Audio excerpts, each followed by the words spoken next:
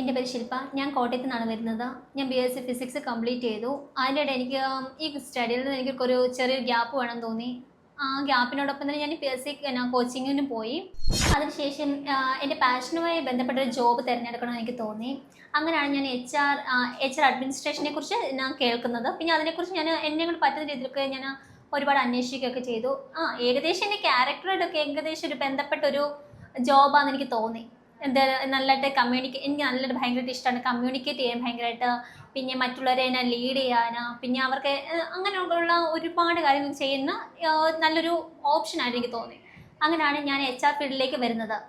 പിന്നെ അതുപോലെ തന്നെ HR ഫീൽഡിലേക്ക് പിന്നെ ഞാൻ ഈ കോഴ്സ് കംപ്ലീറ്റ് ചെയ്ത് കഴിഞ്ഞുകൊണ്ട് ഞാൻ ട്രെയിനി ആയി കമ്പനിയിൽ കയറി ഇപ്പം അവിടെ ട്രെയിനിയായിട്ട് വർക്ക് ചെയ്തുകൊണ്ടിരിക്കുകയാണ്.